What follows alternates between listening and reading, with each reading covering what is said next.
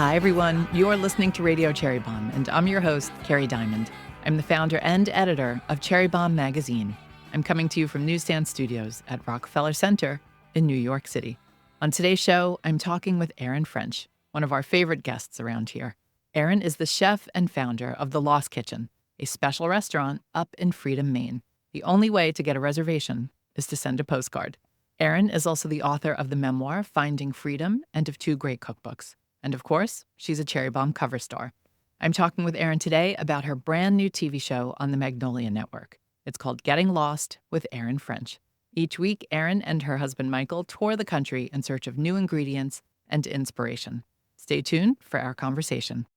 This episode of Radio Cherry Bombe is supported by Open Table. As you may know, we've been on the road this summer with Open Table for our Sit With Us community dinner series, which highlighted amazing female chefs and restaurateurs in the Cherry Bombe and Open Table networks. Thank you to everyone who joined us and to the amazing chefs and teams at the featured restaurants. We kicked things off in early June in New Orleans with Chef Melissa Arujo at Alma. And then we headed to Atlanta for an evening with Laban Nosh with Chef Faro Vakili.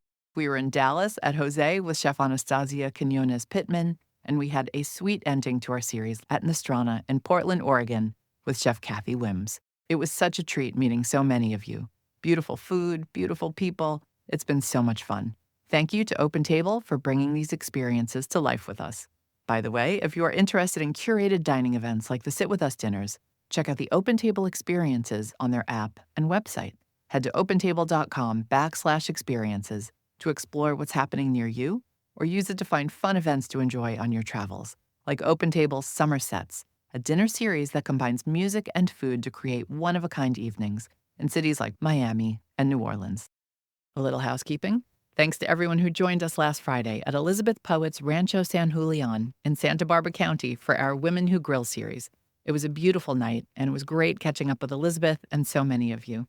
This Friday, July 26th, we'll be with Chef Camille Becerra, author of the new book, Bright Cooking, for an art of entertaining dinner at the Soundview Hotel in Greenport on the North Fork of Long Island.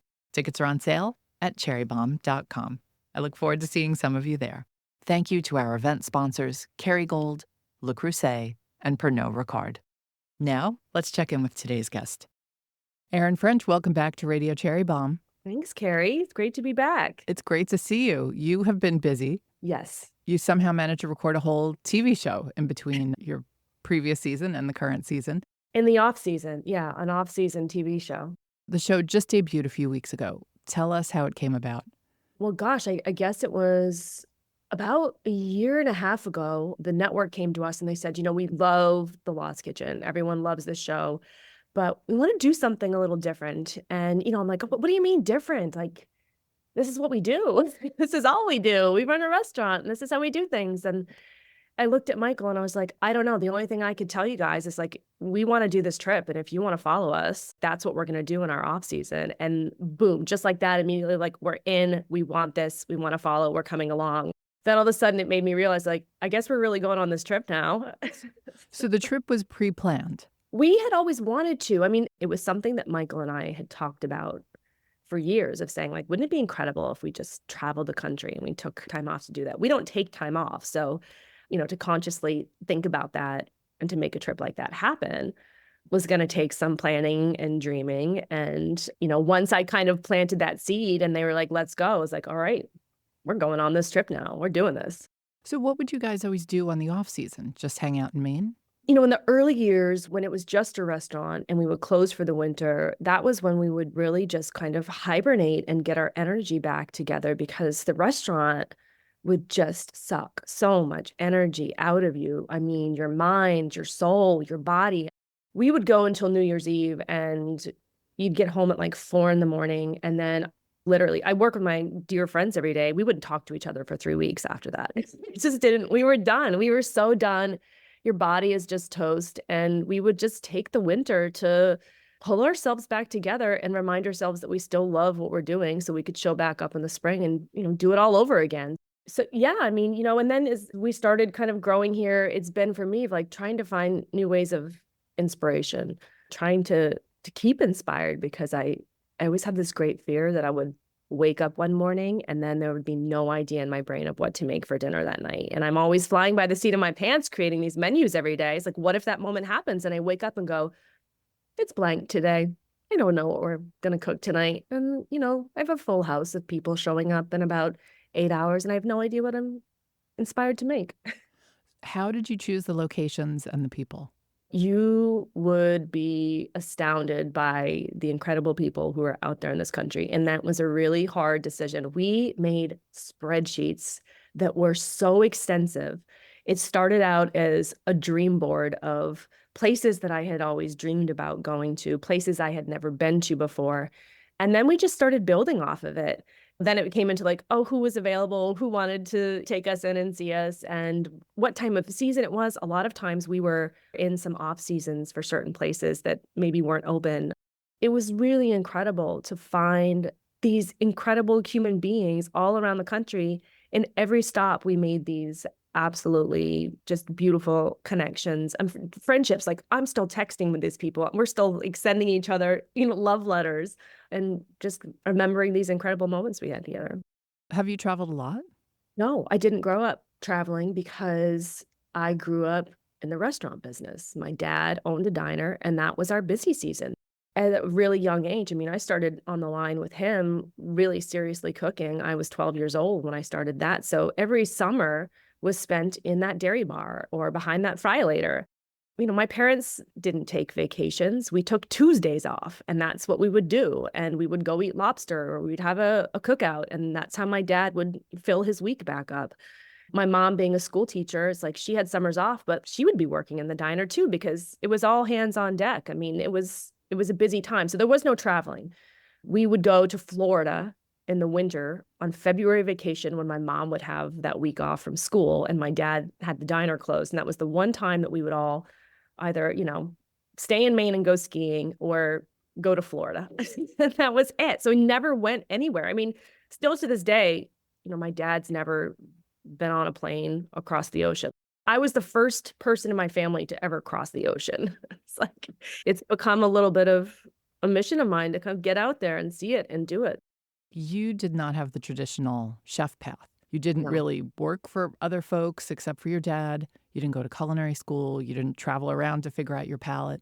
Yeah. Yeah. I really honed my skills at my dad's diner and then got a catering gig and started waiting tables in a restaurant and kind of watching how they made food. And so I've been slowly teaching myself this whole time. And, whether it was cookbooks or shows or just kind of following my own instincts and intuition of the way that I wanted food to taste, or I could taste it in my own mind, which was a good thing because I was teaching myself the way I wanted things to taste instead of someone telling me the way that they should. But it's also been a challenging journey being self-taught as well. It's definitely not traditional and my knife skills are still absolutely terrible. There's a lot I can't do, but there are some things that I've worked really hard to try to be really good at too. As a member of the Bad Knife Skills Club, I was very happy to see your episode with Mosquito Supper Club, the grandma chop. Gosh, right? Tell everybody what the grandma chop is. Well, grandma chop is just that, old-fashioned chopping of an onion that there's no real rhyme or reason. You're just hacking that onion up and you're getting the job done and that soup still tastes delicious. I love that. I didn't know about those tubs of oysters with all the oyster liquid in them. That seemed like a magical little tub right there. Have you ever seen the size of these oysters? I had no idea. No one warned me about the size of these oysters. I'm from Maine. I eat a lot of oysters. We serve a lot of oysters. I have never in my life seen an oyster that's literally the size of your fist. And they use hammers, like breaking into these things. That part didn't even make it on the show because the audio was so loud in this place of just a dozen people just whacking into these oysters. They're all wild and gnarly and they're the size of a fist and they're using full-on tools to break into these guys. We'll be right back with today's guest. Today's episode is also supported by Pernod Ricard, creators of conviviality. Pernod Ricard is a worldwide leader in the spirits and wine industry and embraces the spirit of conviviality, as we all should, and is focused firmly on a sustainable and responsible future. Their prestigious portfolio of brands includes classic names beloved by bartenders and mixologists around the world. There's the Glenlivet Single Malt Scotch, Martell Cognac, and Código 1530 Tequila, just to name a few. If you are a regular listener, you know my preferred drink is always bubbles, so I love a glass of Perrier-Jouët champagne to kick off a special night out, and I also love a champagne cocktail. My favorite is a French 75, which you can make with Perrier-Jouët Grand Cru and some Malfy gin. That sounds lovely, doesn't it? To learn more about Pernod Ricard, head to pernod-ricard.com. And don't forget, always drink responsibly. Our Paris issue is out right now. If you are headed to the City of Light this summer or dreaming about a trip to Paris, our new issue is your perfect guide. Learn about the amazing women taking over the Paris food scene and discover all of their restaurants, bakeries, cafes, and more. We've got stories with some of your favorite Francophiles, folks like Ruth Reichel, Dory Greenspan, and Mashama Bailey. You can pick up a copy at your favorite bookstore or magazine shop or culinary store, places like Smoke Signals in San Francisco, Scout in Marion, Iowa, Now Serving in Los Angeles, and Books Are Magic in Brooklyn. My favorite part was watching you in all the farmers markets. Like many of our listeners, we're all super farmers market nerds. So just seeing you nerd out over like citrus at a farmer's market and just contrasting it to what it would be like in Maine at the same time, I loved that. It was incredible to be able to be in the middle of winter, being able to see citrus. I've never bought citrus at a farmer's market before, so that was truly special. What was your favorite farmer's market? I have to say I really loved the farmer's market, and Manhattan Beach in California was so beautiful. I mean, the fruit, the nuts, the flowers, it was just busting with everything you could ever dream of as a cook. So tell us some of the locations. I saw New Orleans. You do Austin and Houston. Where else do you go? Our next stop was Arizona. So we spent a week in the Sonoran Desert, just outside of Phoenix. And then we headed over to California and we stopped in LA for a day, spent a day there. Went to Ojai, which was incredible. Never been there before. And then we spent an entire week driving up the California coast to make our way to Oregon. Never been there before. Absolutely incredible. From there, we went over to Idaho and then spent a week driving all the way across to Kentucky. And that was like one of our longest legs. So then to Kentucky, and then last stop back in New York, realizing we are so close to home. Wow, you covered a lot of ground. I just got back from Portland, Oregon. Where were you in Oregon?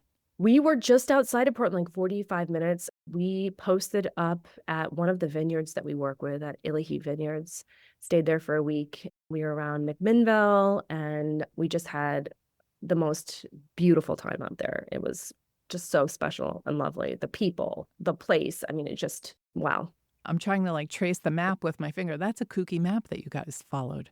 It was a lap. It was 10,000 miles. Yeah, 10,000 miles, 3 months on the road in a 26-foot Airstream with 2 twin beds. And you two are still married. Still talking to each other. Stronger than ever. You really learn a lot about yourself on the road. Sometimes you don't learn the best things about yourself, but that's where you find room for improvement. So I think both Michael and I found plenty of improvement in our lives. But yeah, we've never been stronger. It was really a really strong trip for us. What did you learn about yourself? Okay, I'll admit to you something that was shocking for me to discover, that I have some social anxieties. I figured that out. I found some social anxieties on the road. And so I've been kind of working through those. I think I was just learning about my patience level, as you're traveling. And there were some days that we didn't know where we were sleeping that night, and trying to like figure out what is that going to look like, and kind of going with the flow, learning how to go with the flow and be okay with it, and kind of making do sometimes. Like sometimes we would end up in incredible places and we're like, look, we're spending the night. Isn't this so great? And other nights you're like, okay, let's get up really early in the morning and get out of here real quick. You never know where you're going to stop. Did this whet your appetite for more travel? Oh yeah, definitely. I mean, we got home and, there's a moment when you just kind of settled back into being home after being away for 3 months. It wasn't like a jet lag, but there was this feeling of, you stopped. We were in motion for 3 months, and then you stop and you're home, and there was something very discombobulating about it.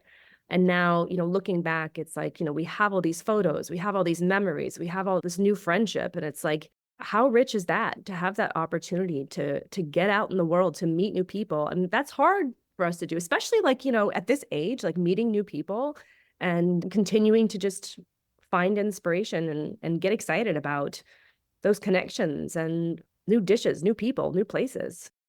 Okay, you're back in Maine. Yeah. When did the season start? We opened the restaurant 4 weeks after we got back, which was a mad rush. I know 4 weeks sounds like a lot, but for us around here, I mean, it is months of planning to get this baby up and back running and get the doors open at the restaurant. So we opened in May. Yeah, we're running for it. We had the best season ever, And this is ever. season 11? Season 11. Yeah, Okay. season 11. Are you filming another TV show? We're not filming right now, which is nice because we film all winter, so we've got a little bit of a break. You don't miss those cameras following you, Erin? I have to tell you, we really grew to just love that team. We really grew to work together, and it became like we were storytellers together. I mean, we've always been telling our stories through food here, whether the cameras are here or not.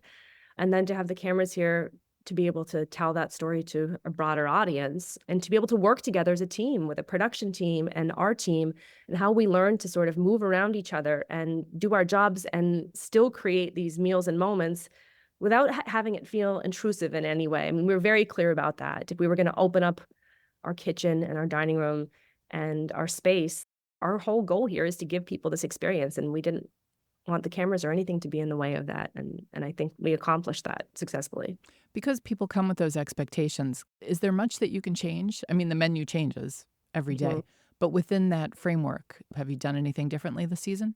Every year, it's like we just keep trying to up it a bit because every year the expectations, they rise. And, it continues to make my heart pound. My heart pounded on year 1. My heart pounded on year 5. And now year 11, my heart still pounds here. And I realized that if my heart stopped pounding, it meant that I didn't care as much anymore. We all feel this great duty and responsibility, this entire team here at Lost Kitchen, because we know that the expectations are coming in so high for people who are coming hopeful that they're going to have one of the best meals of their lives. And it's very scary for us. It's part of what drives us, and it's part of what keeps us growing and striving and, trying to just achieve this moment and this night for them. I have to tell you, like, it gets me teary sometimes because I've seen this dining room still filling up with people who get weepy at this dinner. I'm like, we're still doing it, ladies. We're still bringing it. Like, we're still giving them that feeling after all these years. And to hear people come in here and say, I came here with such high expectations and you guys blew it out of the water. It's like, thank God. We put so much into it. They're still feeling it. I'm just really thankful and sometimes a little speechless about it. Oh, I'm happy to hear that.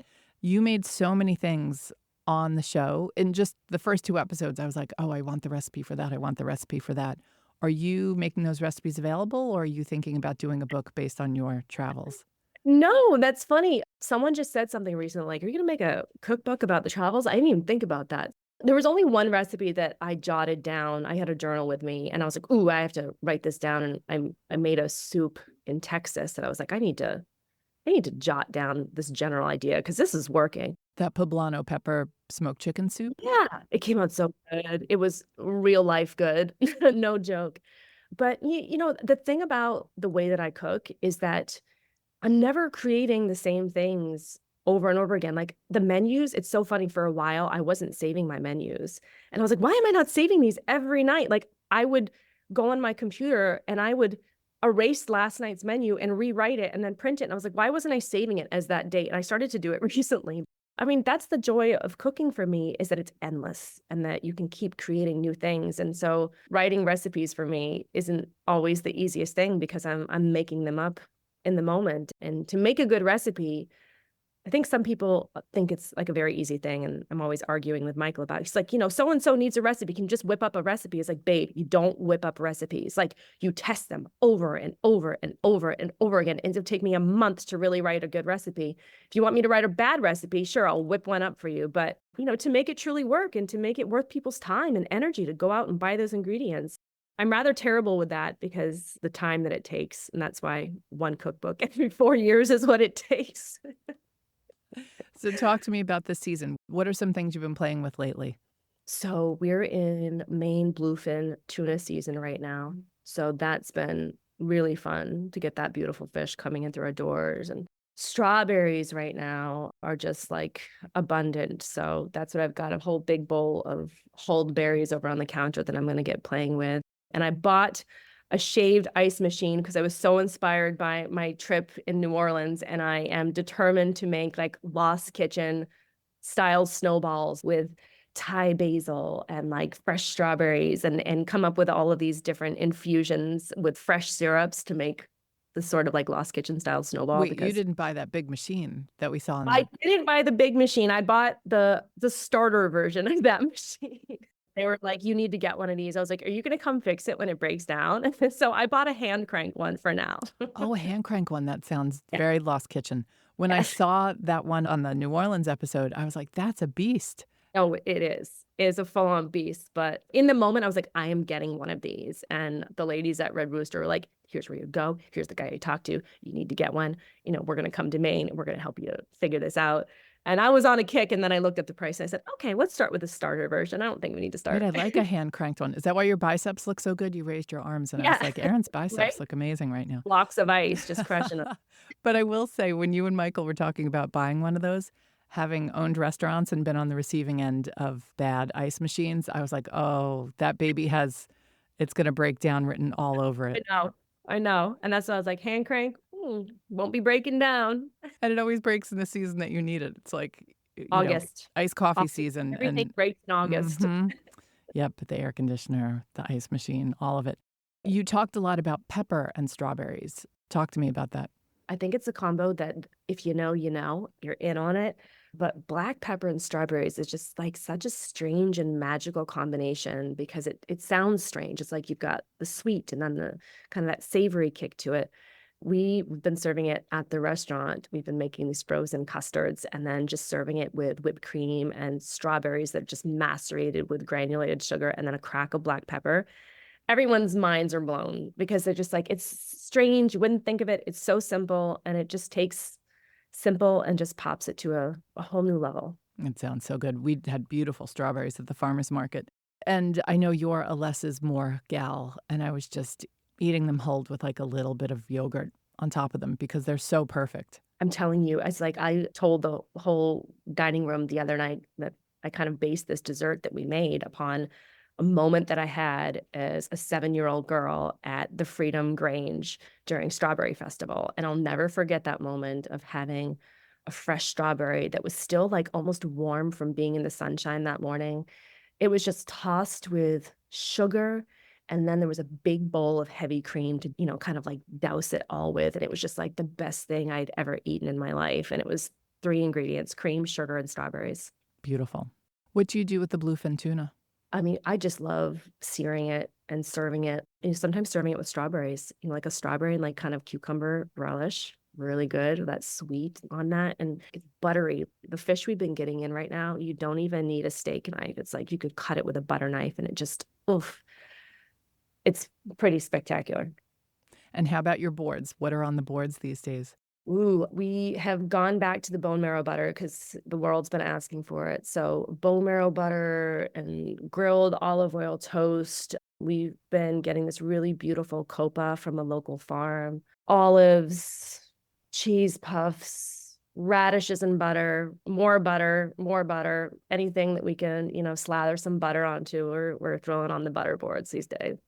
I loved all the butter interpretations you did on the road. You did the one for the steak where you mixed in the salsa matcha. Yeah. I think it was in Houston. That looked great. Yeah, that was a good meal. I'm going to tell you, there were no bad meals that were had on the road. And I truly did bring like 3 different pant sizes. And at the end, I had one entire drawer in the Airstream that was all the clothes that no longer fit.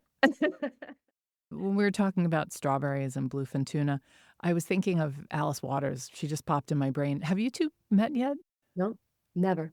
Maybe someday our paths will cross. Yeah, I think you would just be so floored having a meal at Chez Panisse because you really have such similar ideas toward produce and ingredients and less is more.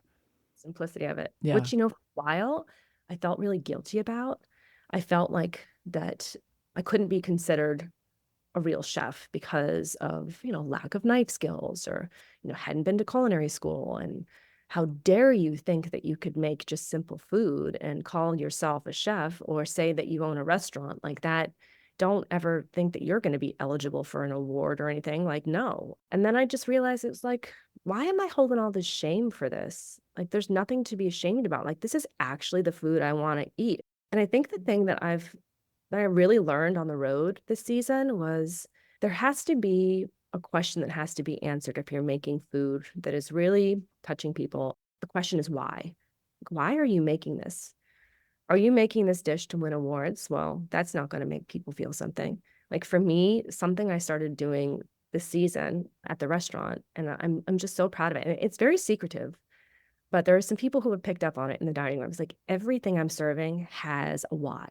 Whether it's a hot donut we're serving after dinner, and it tastes just like the one that my grandmother made when I was a little girl. There's your why. Like there's a story to be told through that. And it may just be a simple bit of fried dough, but there's a story to be told through that. Whether it's some homemade ice cream because it reminds me of those dairy bar summers that I used to spend, or anytime we serve a fried appetizer and I'm like, there's my fry later moment. There's all those moments I spent there, that there has to be some sort of connection or feeling, whether it's a memory, that a dish, something that happened in your childhood that takes you to that moment. I think that is how we've been telling stories here at the restaurant. For a while, I think I couldn't understand why people were responding to the simple food. And I think it was because we were putting feeling into it. And it wasn't about trying to make the best dish in the world. It was about trying to make a really incredible feeling in that moment of experiencing that dish. Our food right now has never been better. Our team has never been better. I'm so proud of these incredible women who are by my side, running with me every day. And, it's gone down to I have women who have been with me for 14 years now who are still here, and we're still loving what we're doing. We show up every day and we're still loving what we're doing. And that says a lot because, this industry is so challenging and it tears you down in so many ways. I mean, even in this wonderful work environment that we've created here, it's still hard. It's physically hard. It's mentally hard. And we still show up every day. And it's like, we get high from the joy that we are creating in these moments. So, when everyone asks, what do you want to be doing in 20 years? I still want to be doing this. Exactly this. I'm not going to tell you I'm shooting for something in the stars. I'm right where I want to be. I'm doing exactly what I want to do. And I hope I'm still here. As long as my knees are still working, I'm going to still be working. We hope you're still there too. Do you think being on the road for a chunk of it really helped you recharge your batteries in a way you hadn't previous seasons? Oh, yeah. It also made me miss home. You need to kind of step away and have those moments. The fact that I didn't see my team for a while and I kind of left everyone here. And then to come home and to appreciate everything we saw and did, but appreciate and realize why we are where we are and how much that we do love being here. It gave us that moment and that change of perspective to really take a step away and be away from home, appreciate that moment away from home, and then come home and deeply appreciate being back home. You touched on being part of the industry, being so separate from the industry, doing things your own way. For folks who are out there who want to be in the food world, or maybe they already are and they have their own restaurant and the system is just not working for them, how did you have, I go back to Julia Child, the courage of your convictions to do it your way? I mean, to be honest, Kerry, I was in a point of no choice. I was going through a really challenging time in my life, and I look back on it now and I'm like, oh my gosh, some of the things I did felt crazy in the moment, but I was in survival mode. And there's something about being in survival mode that gives you this adrenaline that can only be captured when you are in survival mode. And a lot of that adrenaline that kept me pushing here and kept me just going was because of hard times. I used to laugh. It was like I cried so much to get to this point. There was so much that wasn't working, didn't go well, was a struggle. And then I'll never forget that first season I was cooking at the stove here at the mill, and I looked out the window and I could see the waterfall from there. And I was like, oh my gosh, you cried all these tears and it created a waterfall. You cried your way to a waterfall. But it really is about keep going and listening to your gut. There were so many people who would tell me I was wrong. And I had this feeling, it's like, if I listened to my mind, I would have done the prudent thing, the smart thing, and probably not opened a restaurant in the middle of nowhere. But there was something that was just so burning inside my stomach, the pit of me, just saying you keep going. There is something here. You're doing the right things. follow that. And I can feel it. Like my gut is a really good judge. And it's hard because it's not always logical. And I have to fight against that sometimes because the logic says don't do this. And my gut is like, girl, lean in and run. And so I started listening to my gut over my brain. That was probably the best thing that I could have done. I don't know that Michael would agree sometimes. He's always like, wait, babe, pump the brakes. And I'm just like, yeah, but my gut says we got to go do this. And he's like, all right, my head says we need to slow down over here. That's interesting because you kind of answer my next question. And you and I have talked about this a little bit in the past, but you've really resisted the urge to do more, open another place, do more services, extend the season. How have you been able to protect yourself and your team in that sense? It really has been. We did go into protection mode when the restaurant started to really gain momentum, which it was momentum I never expected to receive. Because I realized that what we had created was truly special and different. And I knew that we were going to have to change. We were going to have to find ways to grow. But I also knew the ways that I didn't want to grow because I wanted to protect what we had. It was so good. But you also can't stay the same if the world's coming at you. So how do you do that? The only thing we've changed here in this dining room is we added one table of 4. That's it. We're out of space. We're at max capacity. And sure, could we grow? Could we expand? We've had every opportunity under the sun. And, I'll say this is funny. It's interesting being a woman in this industry. And when you have success and how people they love to raise you up. And then when you get there, they start to cut you down a little bit because they actually, they're not sure that they want to see you succeed in this way. But I've had people, online, and I've gotten really good at this over the years of shrugging things off, of saying like, she's getting too big for her britches, which they would never say to a man, but they'll say to women all day long. And I'm like, getting too big for her britches, what does that mean? We haven't changed. We've stayed the same. The restaurant is the same. I'm still behind the stove every night. And if I'm sick, the restaurant's closed. Like, it is that reliant upon keeping this small and showing up and this same team here. And, we didn't open new restaurants, and I've stayed right in my hometown. There's very little that has changed. And I think it's frustrating for people because they want more. We're in this time, in this place where we want it now. We want it immediately. And if we can't get it, we're going to be really angry about it. So there are plenty of people who are very frustrated with me because they can't get in. And I have to be okay with that. I have to be okay that this is actually what we're capable of. With these 2 hands, this one heart, this one dining room, and this is all that we can provide you in one season. We know that when we show up, we're giving our absolute best. And to ask for more means that we would have to give less, and I'm not willing to give less.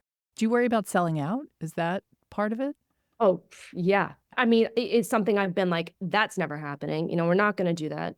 So many things have come our way. And I think the most important word for me and the success of still loving what I'm doing and still feeling like we're being our authentic true selves here is no. There are very few things that have come our way that we have said yes to. The TV show was a really big one for us. And that was one that took a lot of thought and, really being thoughtful about answering the question, are we able to be our true and authentic selves? Are we able to do this in a way that we're able to share more? Because, that has been a struggle. If you don't want to grow your restaurant and you want it to stay the same way, how do you grow? How do you share more? And how do you do it in an authentic way? And that continues to be a struggle here. I continue to try to look for ways, and that we've tried to answer that question, whether it's been we started our farmers market. And so every Tuesday we can open up the entire property for everyone under the sun to come and visit us, to celebrate local, beautiful ingredients and to be a part of this place. And I'm here every Tuesday. Is that happening all summer? Yeah, it happens all summer. We make treats, I'm serving cake out of the back door and, say, it's like, all right, you may not get into the restaurant, but here's a bite of it and here's a moment. And this is the way that we can share ourselves. So it is about trying to find those true, authentic ways to keep growing and keep sharing, but at the same time, not growing out of yourself, growing to be stronger and growing to be your better self, but not growing to necessarily be your bigger self, just to be your best self. Are there more books in the works? Yes. I love your books. I loved your memoir. I really think everybody should read it regardless of whether you're in the industry or not. And I love your cookbooks. I didn't go to culinary school or anything like that. My favorite thing, I think that's why I love what you do so much, is to go to a farmer's market and buy something and just let it shine. Maybe roast it, put it in a salad in some capacity. So for folks like that, your cookbooks are beautiful because it pushes you a little bit out of your comfort zone, but not so far that you feel like you can't do it. Right. Keeps you safe at the same time. It's Yeah. like familiar, but inspired. Do you think you'll do more nonfiction? I've thought about it. I've had moments. I've journaled some things. And it's funny because people used to say something about my first book, like, you wrote a memoir so early and like life hasn't even started. It's like a lot happened in those early days. A lifetime of stuff happened in those early days. I don't know. We'll see. I'm still flying by the seat of my pants every day. Listening to you talk, and you were saying you learn to trust your gut versus just listen to the rational side of your brain. I think a lot about things like gatekeeping and decision making and how things could be a little easier. Do you ever Well, look back and think, what were some of the easier things I could have done? that is a question I have never asked myself or gone there. I think it's because I used to think this all had to happen. I think we get caught up with thinking that like we should be having this straight, easy, narrow life and it's supposed to be not rocky and the goal is for it to be easy, right? I don't know that that's necessarily the goal. I think that we have to have hard moments. Those are the moments that teach us the most. I've really found this way to come to terms really with myself and the hard things that I'd been through of saying there's not one thing I would change. Every hellish moment, I wouldn't change it because I wouldn't be right here right now. I wouldn't have learned the lessons that I learned right now. I wouldn't have the strength that I have right now if I hadn't been tested, if I hadn't been pushed, if it hadn't been hard. Even like kind of getting to this age now of looking back into my childhood and being like, man, I wish my parents didn't do X, Y, and Z. And I'm actually like, you know what? If they had done it the other way, it wouldn't have built me to become who I am now, and I wouldn't be here. So I look at it as like you got to celebrate those hard moments. It's not an easy thing to do, but it feels necessary to me that we shouldn't be expecting that if it's not an easy path, that somehow we did something wrong or somehow, we were dealt a bad hand. It's like, no, this is the hand you were dealt, and it's all about what do you do with it? You know why I asked the question? I have so many young women who ask me questions about their lives, jobs, careers, things like that. I just often think there had to have been an easier path than what I did. And what you just talked about, is that the only way forward? Did we have to go through so much? Did we have to cry a waterfall of tears, take ourselves to the brink so many times? Maybe we didn't, but would we be the better for it? I don't know. Yeah, there's an easier path, but I don't know that the easier path would have me sitting here right now talking to you. If it was easier, everyone would do it. I do tell myself that. Okay, let's talk about food one more time. What's in the kitchen in front of you? A lot of cookbooks right now. The kitchen's quiet and dark on this quiet Monday. Planning and ordering and organizing and kind of just starting to dream. This is the day when like all of the lists from all the farmers start to stream in, and then you start to get excited and see like, ooh, baby new potatoes this week. That's a first, all of those first of the season things. We are in that season where it's like all of a sudden the lists are on fire. We've been waiting for this because June always tricks you. May kind of is like, hey, my gosh, there's greens, and you get all excited. And then June comes to a screeching halt because all of the greenhouse crops have gone by, and then the field crops haven't come in yet. And so they tease you. And then now it's like July hits, and then you just start seeing it's coming online like peas and potatoes and strawberries and, just waiting for that first of the season tomato. And then you've really made it. What's next on your travel bucket list? Ooh, good question, Carrie. I don't know. I haven't dreamed that far ahead yet.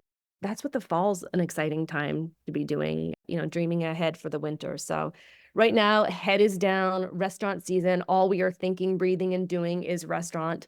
And then we pick our heads back up in October and start to go, okay, how are we going to fill ourselves back up now? Erin French, you are the bomb. Great to see you. Thanks, Carrie. You too. That's it for today's show. I would love for you to subscribe to Radio Cherry Bombe on Apple Podcasts or Spotify and leave a rating and a review. Let me know what you think about the show and who you would love to hear from on a future episode. Our theme song is by the band Tra La La. Joseph Hazen is the studio engineer for Newsstand Studios at Rockefeller Center. Our producers are Catherine Baker and Elizabeth Vogt. Our associate producer is Jenna Sadhu. And our content and partnerships manager is Londyn Crenshaw. Thanks for listening, everybody. You're the bomb.